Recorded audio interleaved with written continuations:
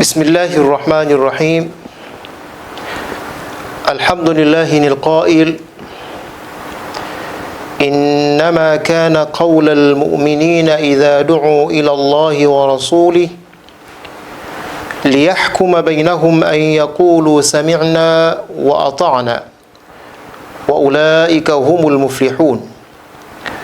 وأشهد أن لا إله إلا الله وحده لا شريك له وأشهد أن سيدنا محمدا عبده ورسوله أرسله بالهدى ودين الحق ليظهره على الدين كله ولو كره الكافرون. أما بعد. Ndugu zangu waandishi wa habari,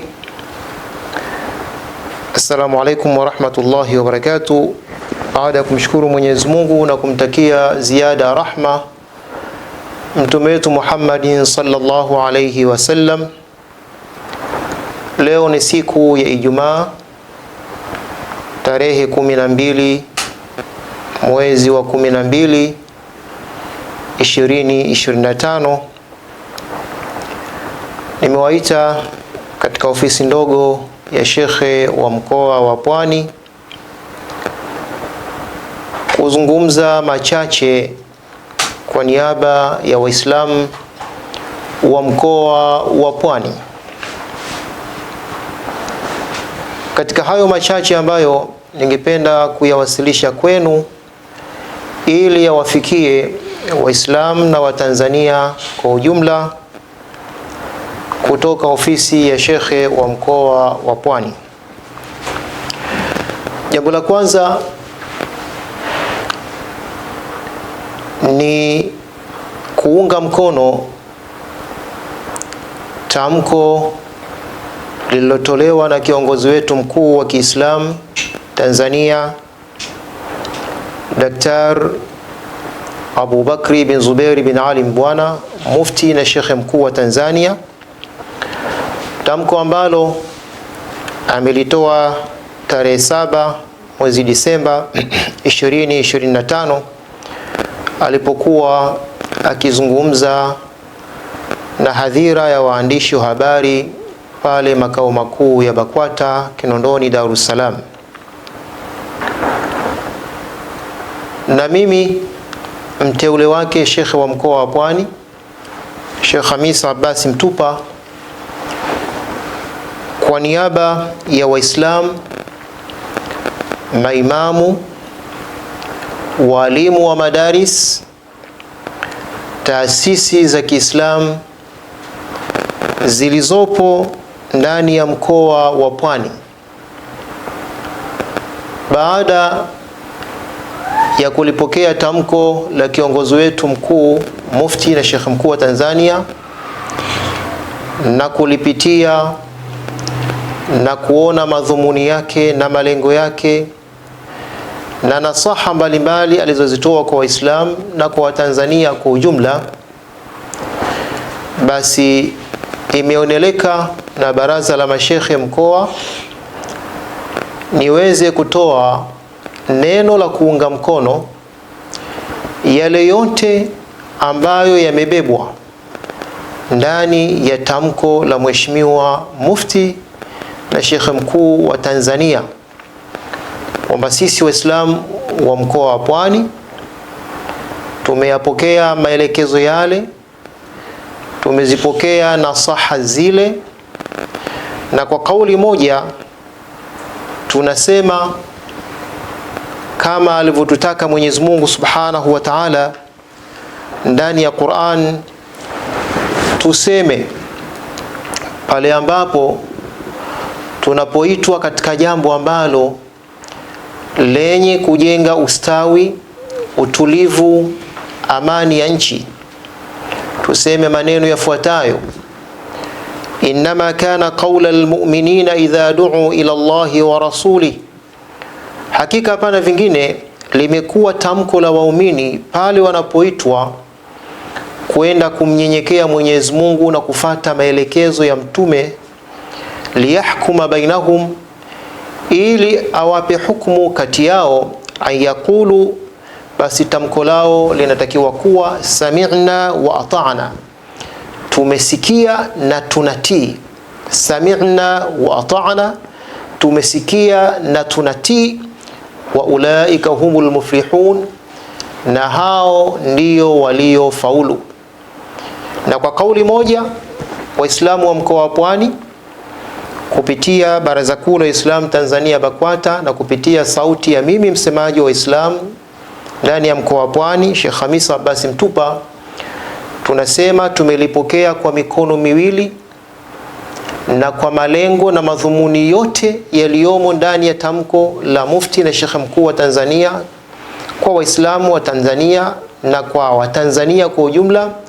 Tunasema sami'na wa ata'na, tumelisikia na tutatii na tutatekeleza maelekezo yote.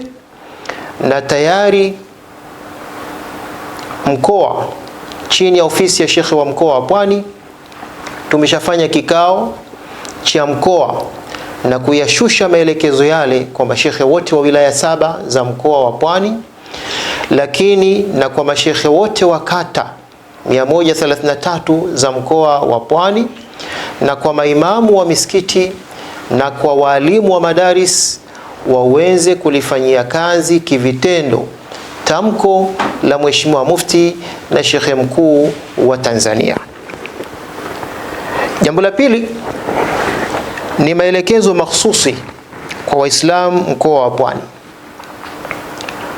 Jambo la pili ambalo ningependa kulifikisha kwa Waislamu wa mkoa wa Pwani ni kwamba tunawaomba makhatibu wote wa misikiti, walimu wa madarisi zote na mashekhe mmoja mmoja binafsi wanaofanya kazi ya kulingania Uislamu ndani ya mkoa wa Pwani, tushikamane na mahubiri yenye kuleta umoja ndani ya jamii ya Watanzania na Waislamu kwa ujumla. Tushikamane na mahubiri ya upendo, kuhumiza upendo, na haya yote ni sehemu ya ibada kwetu sisi Waislamu. Lakini tushikamane na mahubiri yenye kuhimiza mahusiano mazuri kwa Watanzania. Sisi kama Waislamu tunaoishi ndani ya Jamhuri ya Muungano wa Tanzania tunatakiwa kuwa na mahusiano mazuri na wanadamu wenzetu wa imani nyingine ambao tumeunganishwa ndani ya Jamhuri ya Muungano wa Tanzania. Haya mambo matatu ambayo ninayaelekeza kwa walinganiaji dini ndani ya mkoa wa Pwani: kuhubiri umoja, kuhubiri upendo, kuhubiri suala la mahusiano mazuri. Haya ni mambo ambayo ameyafanyia kazi kwa muda wa miaka 23 Mtume Muhammad sallallahu alayhi wasallam. Katika kipindi cha miaka 13 Maka amefanya kazi hiyo, na katika kipindi cha miaka 10 akiwa Madina amefanya kazi hiyo. Tutosheke tu kwamba Mtume Muhammad sallallahu alayhi wasallam wakati anawaamrisha wahamiaji wa kwanza kutoka Makka kwenda Habasha, Ethiopia, alitambua kwamba Habasha ni nchi ambayo si ya Kiislamu na mtawala wake si Muislamu, alikuwa ni Mkristo.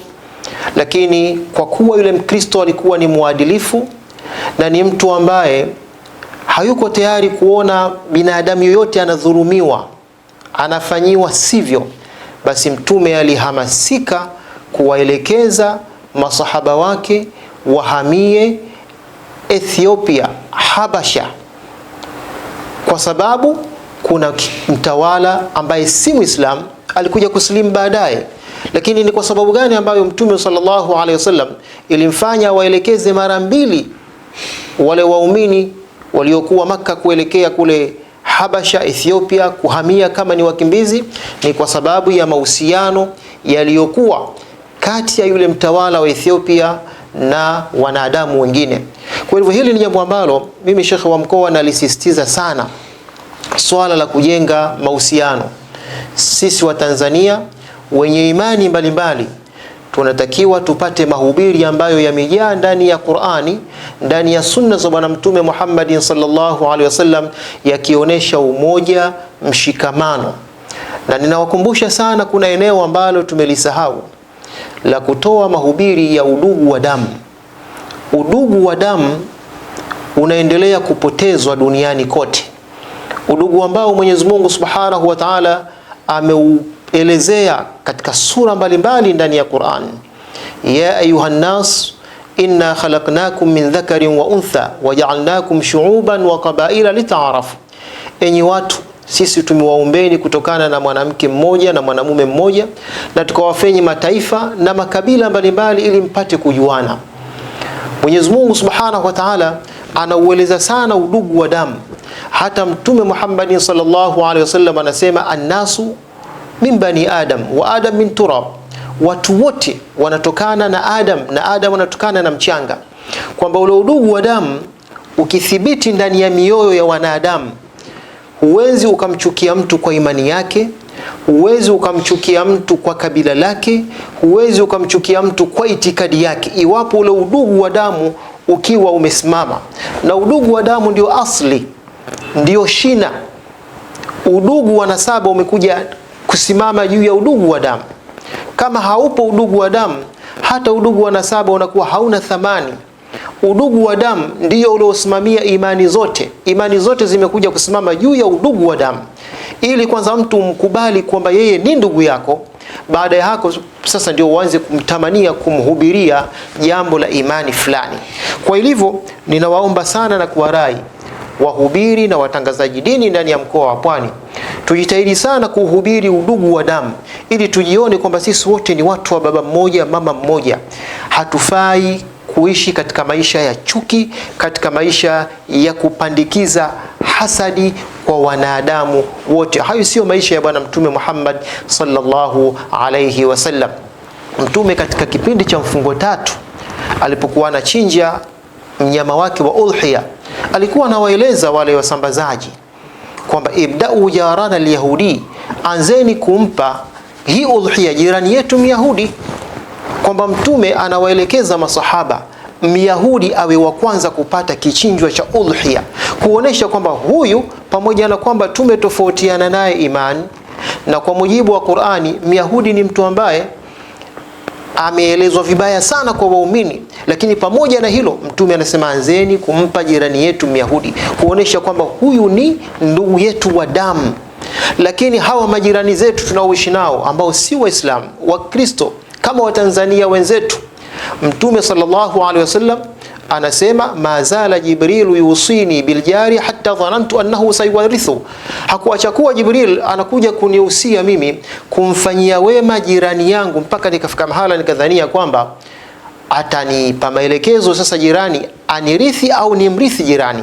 Na hapa katajwa jirani, hakutajwa Muislamu wala hakutajwa jirani fulani, kuonesha kwamba jirani yako hata kama si Muislamu, lakini Uislamu unahubiri mahusiano. Kama hakuna mahusiano, hatuwezi tukawa na fursa ya kuwalingania wengine imani yetu. Ni lazima kwanza tuwe na mahusiano mazuri.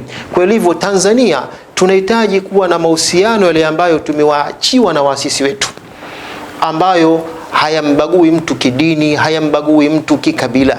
Hili ni jambo ambalo nawaomba sana watu wote tunaoshirikiana katika kuhubiri dini ndani ya mkoa wa Pwani, basi tuhakikishe kwamba upendo, umoja, mshikamano, mahusiano mazuri, badala ya kuhubiri chuki, fitna, kuyaamsha mambo ambayo watu wameshayasahau, nataka uyafukue hivi sasa. Hapana, Uislamu yajibu makabla. Uislamu unaachana na yale yote yaliyopita. Kila lililopita afallahu amma salaf, Mwenyezi Mungu amesamehe yote yaliyopita.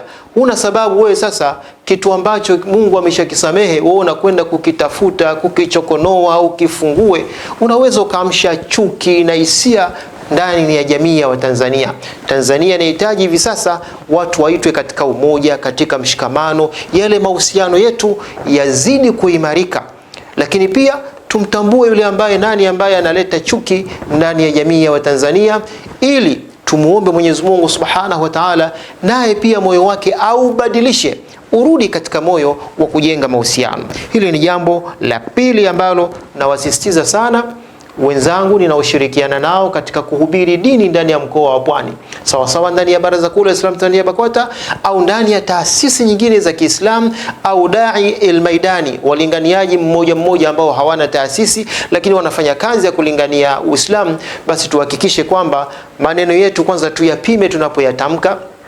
Maneno yetu tuyaweke katika mizani kabla ya kusema, kwa sababu watu wa kisufi wanasema wala taqul illa bitafakuri, usiseme isipokuwa kwanza baada ya kufikiri kwamba hili neno nikilitamka athari yake nini, faida yake nini. Ukiona lina faida kubwa basi litamke, na ukiona faida yake ni ndogo sana, hasara ni kubwa, basi jiepushe na neno hilo.